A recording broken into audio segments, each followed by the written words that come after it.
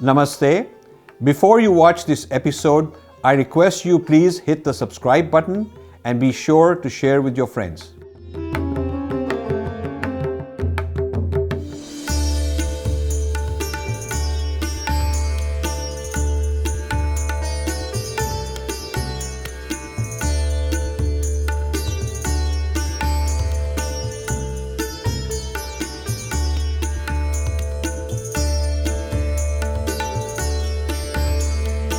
So a privilege to have the modern Vishwamitra, that is Professor Rajiv Malhotra. Professor Rajiv Malhotra. Namaste. And I want to thank Professor Padia ji for this great event and for inviting and hosting me. Professor Kapoor ji for his brilliant remarks and for his leadership role now in this institution, and Sudhir ji, Professor Sudhir Kumar ji, for so much work he's put into this. I'm really delighted that this is happening at such a historic location, so it's worth commenting on it. This was built, I believe, in the 1880s by Lord Dufferin to serve as the summer capital of the British Raj. And if the building is so marvelous, consisting of fantastic Indian stones brought from far away by Indian labor and put together by Indian craftsmen, funded by money expropriated from Indians, but considered to have the chap and the stamp of the British. So, this morning, Professor Kapoor told me that the stone came from a village. Because it is built by Lord Dufferin, the village became known as Dufferpur. Dufferpur. Is that true? Yes, it's true, it's true. So that in Hindi would mean the home of duffers. So I wonder what those people think. Talking about duffers, after independence, for a few decades, this became an institute run by Indian leftists. And I'm told that the national anthem couldn't be sung, and we couldn't light a lamp and chant Vedic chants, Vedic verses. And the lamp lighting and Shanti Path today is the first such event. It's the first time. First such event in this institution. For the first time, any event begins with Shanti Path and lighting of the lamp. For the first time. Now that's very remarkable. Yeah, so this is for the first time. And you also told me that the Radha Krishna Memorial lecture I gave in Delhi just a few days ago was also the first event in that series of lectures when we lit the lamp. And I want to tell you another interesting thing. 2 weeks ago, I was invited to give a lecture at the British House of Parliament in London, Westminster, which I did. And we started by lighting the lamp, and a Vedic priest came and we had Vedic chants. And the Honourable Bob Blackman, Member of Parliament, who was one of the hosts, made the remark that this is the first time in the House of Parliament that this has happened. The lighting of the lamp is the first time that it has happened. So we are, I think, starting to reclaim our space. My talk today is a critique of how contemporary thinkers have been honored and how their work, while the person has been honored, hagiographies have been built, how we have not really turned those into schools of thought. And I will give the example of Deen Dayal Upadhyay, his integral humanism. I use that as an example because I will first summarize some of the highlights of what he said and how they are relevant today. And at the same time, he is exalted in the current government system. But there isn't a really solid school of thought, taking those ideas, taking them further, and building on top of them to address today's problems. But before I do that, I want you to know that this is not unique to Deen Dayal Upadhyay. You'll find similar things. I mean, after Swami Vivekanand, the Ramakrishna Mission in more than 100 years has not produced another Vivekanand. And in many ways, while we parrot and quote his great works, people haven't made them relevant and redone these for today's context. We just keep repeating the same words. A few days ago, I gave a talk on the need to build new narratives. And a Gandhian stood up and said, we don't need to do any of that because we just need to reprint Hind Swaraj, which is about 100 years ago Gandhi's narrative.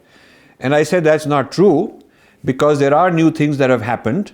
And he felt that there's really nothing new because if we can just recite and parrot Hind Swaraj, then we are okay. And I told him that while there are many things of Gandhi which are relevant today, his satyagraha at that time meant boycott of machine-made textiles because it would hit the enemy since these were made in Manchester. But if you do that today, it will hit Reliance and all the Indian textile industry because India is one of the largest textile exporters of machine-made textiles. So you will actually kill the labor rather than creating more labor. And so if you are truly a Gandhian, you have to reapply his ethos and his thinking style for today's circumstances, which I'm afraid I have hardly met a Gandhian doing that. So maybe Dharampal was the last great one who was doing that. But today, Gandhi today would probably say we ought to boycott Chinese goods because they are the ones creating problems here. And rather than boycotting, Indian textiles or something. So you can't blindly parrot and say that you are honoring a great thinker. So how not to honor a great thinker is to simply parrot, build a hagiography, put up his picture and mala, and say that, we are honoring this guy. Because the fact that he's a great thinker means that he himself wants to question. So you honor him if you use his system and methodology and framework. His school of thought means you take his line of thinking further and acknowledge the source. See, a problem we have is that sometimes we are using a great thinker's ideas, but we don't want to acknowledge it. We want to claim too much originality. This is also a problem. So that's where you don't build a parampara. The only way you build a parampara or school of thought is you do both. You acknowledge the foundation, you acknowledge certain original sources, but then you don't stop at just parroting them and understanding them. You apply them in the new context. So you need to do both. We need to create a Kapil Kapoor school of thought. We need to create a Dharampal school of thought. We need to create a Deen Dayal school of thought. And this means that we have to teach them in the curriculum. Right now, if you look at schools of thought, it is like Marxist school of thought has done very well. For over a century, they've produced a second generation Marxist thought, version 3, version 4. Marxism has morphed into so many things. And still it is recognized as sort of the reincarnation of Marxism. And there is Freudianism, and there is Jungianism, and then there is structuralism, and there is post-structuralism, and there is subalternism, and on and on and on. So they've really codified schools of thought, introduced them into the curriculum, encourage a new generation of young speakers to study them very systematically, and then also encourage them to write papers and dissertations to kind of keep it fresh and keep it current. This is the Smriti writing. This is the Smriti writing. And we are not doing this, either there's too much claim of originality and autonomy, everybody sort of copying paste here and there and saying, okay, I come up with this. And वो आपस में जुड़ते नहीं हैं. It doesn't. You have to have some cohesiveness with each other, and then it becomes a parampara. Or it is the other stream where there's no original thinking, and we just keep parroting some great thinker, and feel that we've honored him. So to give you my example of Deen Dayal Upadhyay, I found his integral humanism work to be making all my points. All the points I'm trying to make can be illustrated here. He starts his 4-lecture series in Mumbai, which became the integral humanism thought. He starts by acknowledging the great thoughts of people like Gandhi and Tilak and people from his own party, but says that no fresh thinking has been done. So he scolds them exactly the way I'm scolding. Yeah, in a sense. He says that all this is great for that time, but we have not we haven't done fresh thinking to solve today's problems. And then he says the task of turning the waters of Ganga back to some previous point would not be wise. So it is not going back that we ought to be doing. He was very careful that Western science is universal and we should use it, but Western lifestyle, way of life and ethics and values are not. So he's very clear that we are not rejecting entirely and we are not accepting blindly. His idea of social contract as a kind of character of Western thought is very interesting. And I called it, in my work, I called it synthetic unity. If those of you who have read Vibhinnata or Being Different, his social contract is that entities exist as atomic entities as separately, and then they are brought together as a social contract for practical reasons. And he feels that this is inherently conflict-ridden. I definitely agree with that. He says, but then he says the Indian theory is different. I quote, society is an entity with its own self. So there's a unified Atman, if you will, in society. Its own life, it's a sovereign being like an individual. It's an organic entity. So there is a unity. It is not a synthetic brought together of individuals. So a social group is not some ordinary association, not merely the sum of the individuals in it. A society's selfhood has its own feelings, its own strengths, and its own intellect. And he gives it the name Chitti. He gives it the name Chitti. And he says society too has its body, mind, intellect, and soul. He uses that word. Now, this idea, he says, that basically dharma is the laws that manifest and maintain the chitti of the nation. Dharma is the basic principles which maintain the chitti of the nation. And the principles of dharma are eternal and universal, but their implementation is based according to the context of time, place, and circumstances. So he says, then he's very clear, and this will come to my point that I'm coming later. If our nation's constitution goes contrary to its traditions, it is not dharmic. There is a conflict, and that's my point I'm going to talk about, the conflict between our dharma and our Indian constitution. The constitution must be in tune with the dharma. All other entities, institutions, or authorities derive their power from dharma and are subordinate to it. Now, he talks about the Indian ethos is essentially decentralized. This essential decentralization is there. And he makes a very interesting point. Like the Jivatma manifests as the body with multiple organs, decentralized but in mutual harmony. The Chitti manifests as institutions. Very, very interesting. Very interesting. Institutions. So, the institution of constitution and parliament and this one and that one, all these institutions ought to be dharmic. Otherwise, you have a built-in conflict between the dharma and this particular manifestation of nation. Now he says, okay, and these quotes are so powerful. I will give you this. Just as the soul produced these different organs in the body, so also in the nation, many different organs are produced as instruments to achieve national goals. Like various departments in a factory, building, machinery, sales, production, etc., nations produce different departments which are called institutions. These institutions are created to fulfill the needs of a nation. Family, castes, guilds, etc. are institutions. Property, marriage, etc. are institutions. Similarly, Gurukul, Rishikul are institutions. In the same way, the state is an institution. So these are all serving a purpose. But we in India have figured out we've forgotten what is this Jivatma, which is being manifested as the state and its institutions. And the reason I'm focusing on all this is my next book is actually taking advantage of a lot of these things. My next book is on the Indian grand narrative. I've been working on it for 20 years, but this is the project I'm going to finish up. And there the conflicts I'm going to talk about also. So another interesting analogy between the individual and the collective that he gives is that this is very interesting, just as the individual reincarnates, the same Jivatma reincarnates, And similarly, he says the Chitti or the Jivatma of nation reincarnates, and in the modern reincarnation, it is India.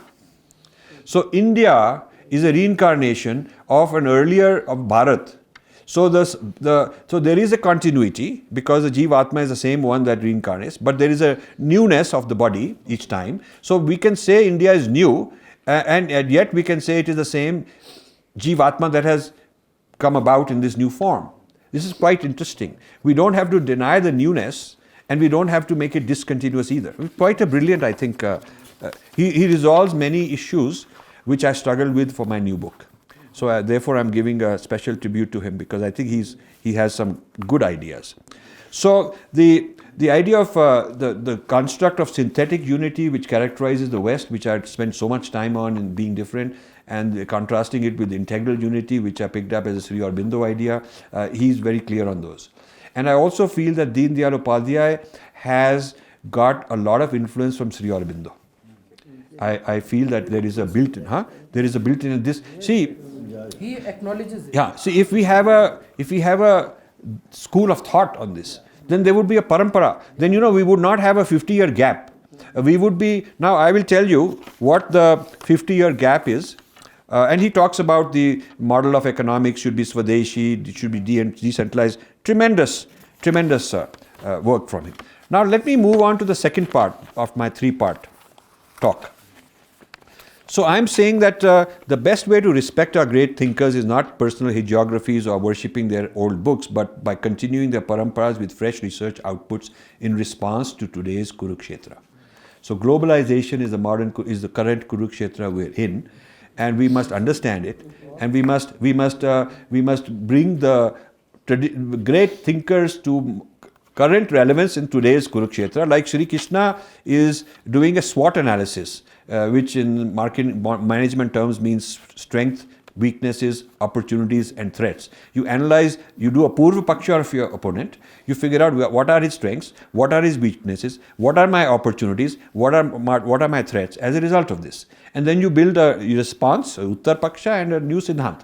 So Sri Krishna is doing that at that point in time, and we need to do it for today's point in time. That is required of us to do. My guru used to say that just as Arjuna extracts his Gita from Sri Krishna, so each of you in dialogue and questioning and challenging and engaging your guru, your job is to extract your Swadharma for today. Each one of you have to, don't just parrot. And the guru used to say, when I'm giving an answer to one fellow, it is for his Gita, because he's told me his circumstance, his context, I have to tell him what he should do and all that, and somebody else has a different context. So, this is a very living tradition.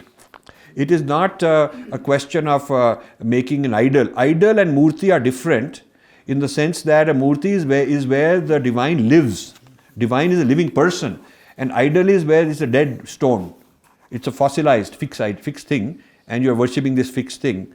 So we have fossilized our traditional text and learning in many cases, and we are also fossilizing the great thinkers.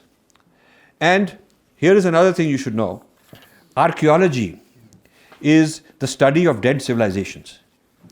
The West has this history of that the new kills the old. You burn the books, you destroy, and then somebody says, there was something valuable, we can make it into property today. Okay, we can put, so the idea of museum is bad for our culture, bad, because we do not museumize our past. It is like, so the whole archaeology is a study with the methodology that is a dead civilization. So we have these great archaeologists and all that. We have to change the vocabulary. And we have these museums. They ought to be living. Yeah. They ought to be places where you go and do dances and singing and performances, and you rediscover. It should be a theater of rediscovery rather than a kind of look at a past our dead past. So the whole ethos of has to change from thinking of our past as sort of those people. And interesting thing is, I come across Indian anthropologists, And I asked them, कि क्या आप करेंगे, क्या research है? They talked about the subject as native informants, and those people we are studying. I said, well, we're studying us. We're studying our people. And the archaeologists also refer to it in the third person, that those people, then whatnot, that civilization. So this, breaking down the continuity into this kind of a series of discontinuities is a tragedy that we have to come in touch with. Now, we haven't done Purva Paksha today the way Deen Dayal Upadhyaya did Purva Paksha of Christians, Islam, of Marxists, and with a authenticity, with respect, saying, okay, this is what they are, what we can learn, how we can move forward. I mean, he's not rejecting and not intolerant towards anybody, but we aren't doing that. So I want to relate a conversation I had in just my previous trip, just a few months ago, in Delhi, with Meenakshi Jain, whom I respect a lot, dear friend, good scholar. And so I just bring this out not because of anything personal, but because I want to take the vichar and talk about the thought rather than anything personal. And I do respect her, and she's a great scholar. I was giving a talk, and then after the presentation, the culture minister who was hosting it went around and asked each of the scholars, what is your opinion? For comment. So they gave different kind of comments, and the one that caught my attention was that I was giving a talk on post-independence, how we've lost our discourse. How we've lost our discourse with various other schools of thought from overseas kind of taking over a large part of our curriculum, a large part of our discourse, certainly in English, and also in many other languages. And Meenakshi said that her comment was that Rajiv is too concerned about Marxists and leftists, but they are not relevant today. Okay, so I did not want to misquote. There was no recording of that, unfortunately, that session. It was a private session. So I emailed her and said, Meenakshi, I want to take this discussion further, and I want in my book to quote your thoughts and give my response to it. So to be accurate, tell me what I should quote, because I don't want to misquote. So here is what she sent. The stalwarts of the left movement like R.S. Sharma, Romila Thapar, Irfan Habib are neither no more or are at advanced stage in their life. I agree with that. They had the ideological commitment, academic stature, passion to fight till the bitter end. I agree with that. Now the next one is where I want to discuss. She says, the next generation of left historians has neither the tenacity, stature, or ability to carry on the ideological fight publicly. I disagree, and I will tell you later why I disagree. Because you see, this is a very serious problem we have. We have not recognized the fact that Marxism has morphed, has become reincarnated. And the Marxist doesn't exist as a Marxist anymore. He's become the post-colonial scholar, the subalternist scholar, the postmodernist, and whatnot and whatnot. And those guys are all over the place. So it means that our Purva Paksha is so flawed and so defective, we have not done the Purva Paksha of these new manifestations of the left. We think that when the old left is gone, and people aren't parroting and talking exactly like Irfan Habib and exactly like Romila Thapar, therefore the problem is solved. The problem is not solved but become much worse, because it's like the cancer mutates, takes new shape and goes out into forms, into different organs, and it's even more dangerous. So then she says about the left, their chosen areas of research, talking about the new people, the new Marxists today, are non-controversial like trade, cities, small areas, and not likely to arouse public debate. I don't agree with that. I mean, you see Ananya Vajpayee's mainstream talking about everything from Ayodhya to this thing to that thing. Their critique of Hinduism, they've connected with Western scholars in far more dangerous ways. I don't agree that they're marginalized and only talking about irrelevant things. Here Meenakshi goes on. So, in a broad sense, the ideological academic fight is over in India. I don't think it's over in India. Okay, and then she goes on. But I want to say that here is a very good scholar, a very competent scholar, a scholar on our wavelength, but not. This is a very serious problem that our traditional scholars have not done the Purva Paksha from our Drishti point of view adequately of these new waves. So I have this 5 waves of Indology and India studies after independence, 5 waves. The first wave was Marxism, which is well known. And in the time of Deen Dayal Upadhyay, he talked about it. The other waves happened after his life. So when people tell me कि जो आप कह रहे हैं वो Deen Dayal Upadhyay कह चुके थे, he already said all that. I'm telling them that this is not true because there was no post-colonial scholarship. It came later. Subaltern scholarship came later. Postmodernism arrived in India later. And now this latest neo-Orientalism school of thought with Pollock and these kind of people is the latest version. So post-colonial scholars, Edward Said brings, and this at the time of Deen Dayal Upadhyay didn't exist. So there's no way he could have done Purv Paksha of it. And then during the time of Indira Gandhi, these same people, they morph into subaltern studies because now it's important to make a coalition government. And to get coalition government, you need a lot of fragmented vote banks because they've lost the absolute majority. Now they want to patronize a lot of small fragmented politics, and therefore the scholarship starts encouraging history from below, separate histories, fragmented narratives and so on. The whole post-colonial morphs into subalternism. And this subalternism is a very big nuisance today. These are all the breaking India forces. And then added to that is postmodernism, which says that there is no such thing, that all grand narratives are bad. You see. Now, when I go to speak in American universities, I expect to be attacked by the Indians there, the Indian scholars, because they're all postmodern type. वहाँ पर fashion है. You want to study South Asian studies, then these are the things that you study. And the West has done a brilliant job of training bright young Indian scholars to deconstruct their own civilization, while the West civilization becomes very strong. Now, people will tell me that, well, it's even in the West that they are deconstructing, but the postmodernist deconstruction is very weak in the West. It's sitting in academic cocoons. You don't find it in CNN, you don't find it in mainstream, you don't find them getting big awards, you don't find them capturing inside the White House, you don't find this postmodernist critique of the nation sitting in the US Congress or US Senate. You don't find it in the institutions of power. You see, you don't find that. You find that it is in the pop culture. There'll be some pop culture thing going on.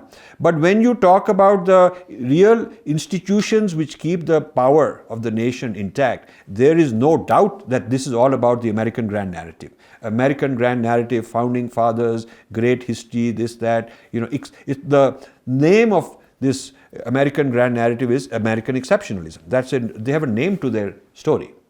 So this is whether you are left wing, right wing, it doesn't matter. Whether you are a liberal, Barack Obama, he talks about American exceptionalism, or probably the most liberal left wing president, Carter, he's a Christian, he's very much into the Christian narrative, he's a preacher in a church.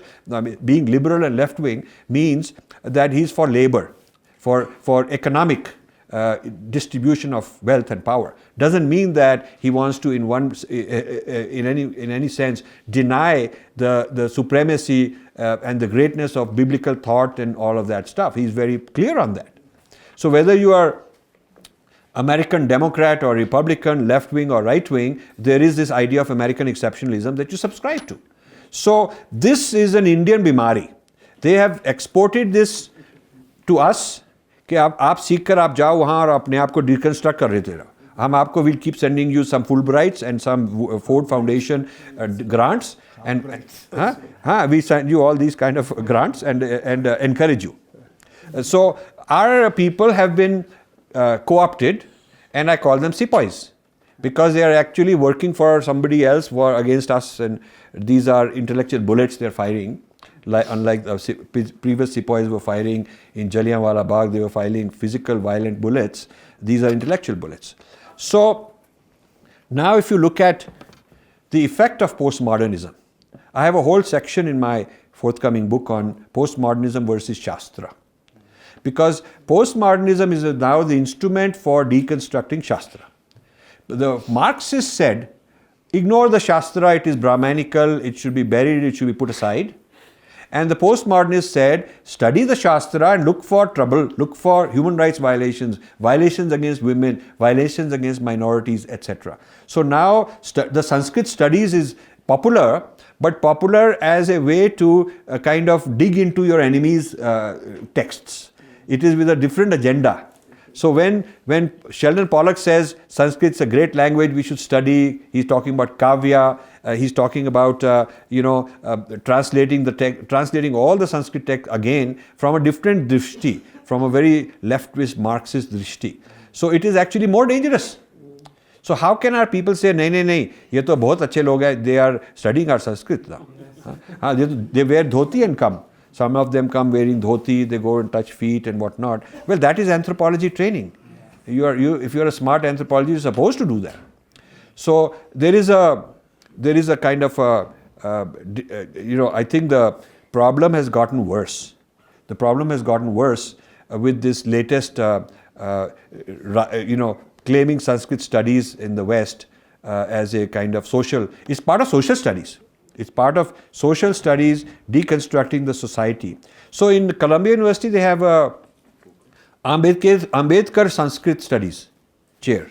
So they bring in JNU people, and then they work on them, give them 2 years of quick training, send them back to India. Now we've got the Thapa of Columbia University, and they can get a job in a professor. But that is being utilized for a very left-wing political purpose. So I absolutely disagree that the problem has been solved. I mean, I think that our own scholars need to do something about it. So now in the final part of my talk, I feel that if you assess where we are, our scholars who are aligned with our intellectual kind of tendencies tend to be very fragmented. We are not into the school of thought building mode, which is where I want to take us. We are not into parampara building mode. I know this because I'm in the front lines engaging and encountering all the time. When somebody attacks me from the opposing side, within 24 hours they have 200 signatures all organized. Because they are organized. When I want to organize, I have to call this fellow, "Arey bhai, come and help me out. He's busy, ya karenge, nahi karenge." Privately, I'll support you, but publicly, sir, I can't do it like this. Okay, we don't have a ready army standing kind of that. Okay, if we have an issue, we have a battle. At least I should be able to count on certain number of people. They are going to be there for us. You have to each time rebuild the coalition. Each time you have to rebuild our kind of forge, intellectual forge. We have to rebuild. So we don't have schools of thought. We don't have paramparas. And also we are sort of an individual who makes contributions. He goes around teaching his ideas.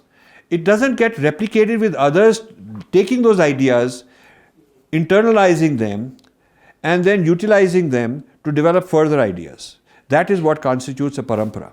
So in a parampara, you do acknowledge this is the original thought, these are the original texts, and you make sure the student understands it. Then you give papers and say, okay, now how do you apply it in this case? How do you apply it today? Can you write a paper on how it's relevant in this and that situation? So use it as a methodology, as a drishti for problem solving for today.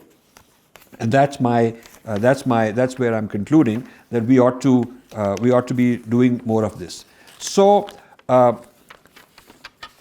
if I analyze a lot of the scholarship that is Vedic oriented, that is oriented towards us, either it is praising somebody as a personality, कि वो बहुत अच्छा आदमी है.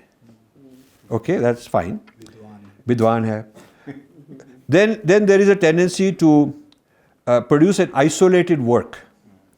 Isolated work, separate, कि sir हमने आपका सब समझ के ये लिख दिया है.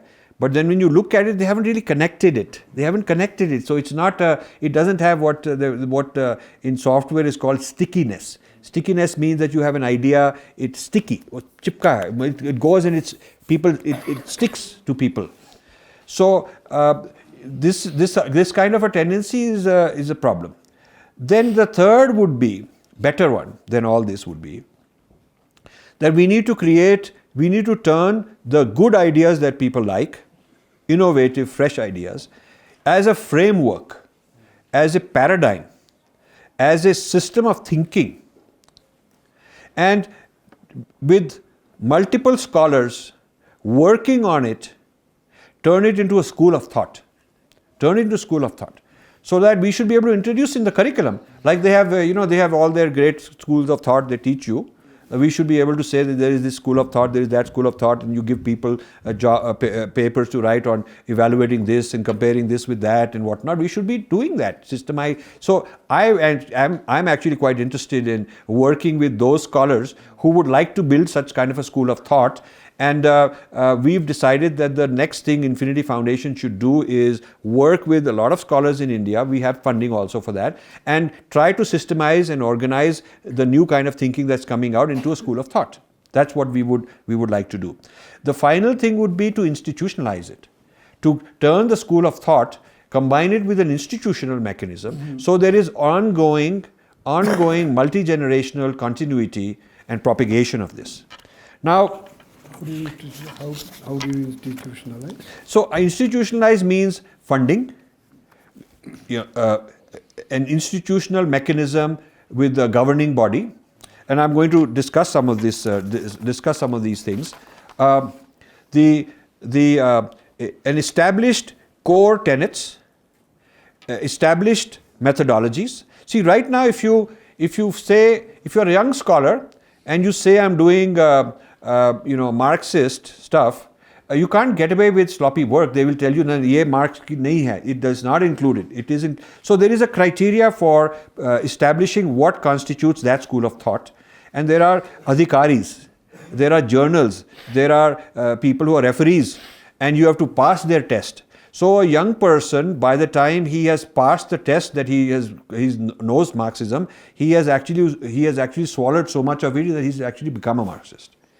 This is very true. We had a program in University of Hawaii on Indian philosophy, which went on for 8 years. We had a huge budget, like $250,000, big budget in those days. And we put through many people. The senior professors were totally on our wavelength, very solid. And we gave people PhDs stipend for the entire PhD. We had distinguished lecture series. We would bring them. A lot of good stuff we did. In the end, what I realized is that there was no institutional mechanism. It was like they would pick and learn, and many of them would do a U-turn, learn this knowledge, figure out how to attack it. Many of these. So I went to conferences, found that our own products, people who were trained by us, were now some of the harshest, toughest, meanest critics, hitting below the belt. So they just come and done a doctorate to establish their credentials as somebody who can talk with authority, but with the different kind of intentions. So what we did wrong was, we were sending people after undergraduate, and we thought that we will teach them these things, but they should also learn Western thought first, which is good. However, the Western thought was so systemized as a school of thought, and the Indian thought was not. So that the person, when he studied with great discipline, this is Freudianism, he has to prove to the teacher in paper after paper that he got it, Then this is Foucault, and this is this one, and this is that one. By the time they are done, they have actually assimilated it and become. This is very interesting. Now the British discovered something similar in the 1800s. They were sending, the East India Company wanted to train British in Indian studies in order to rule. So they would get these young men and send them to India for so many months training. And they found that they had not built a foundation, a Western chauvinistic foundation. Sending them to India too early, the guy would get married to some Indian girl, he would begin to convert to Indian ideas, he would become Indianized so much that he would no longer be proper British, and he would be mixed up, often argue against the East India Company. They had this kind of problem in the early days. So then they said, we must first train him in Indology in Britain and teach him first what is Western thought, what are the foundations of Western thought, make him very solid in that school of thought, then teach him the Indology the way we want him to think of it. So, and this is something I pick up. Somebody wanted funding for Indian studies, so meditation, philosophy, blah, blah, blah. So I look at the details and I find out that these will be students who are first studied Western civilization, Western thought for many, many years. And then after that, the Indian thought will be as the other. So we are the prey that the predator is going to learn how to enjoy and eat this prey. So I feel that the parampara system and an organized body of knowledge, systematized, trained and educated in that way would be wonderful. Creating some institutions that are actually committed to propagating this from generation to generation. It should be part of their institutional, like if there are Marxist schools of thought, they clearly say that. I mean, if there are postmodernist schools of thought, they are not embarrassed. They just say this is the school of thought. Because they have given so much dignity to that body of knowledge, they don't have to be embarrassed. They have created that dignity. And we have not done that. And this is the next challenge that we want to take up. And therefore, those who are interested in collaborating or joining in this kind of a pursuit can please contact me later, and we will be very happy to explore how different people can work together. Thank you very much.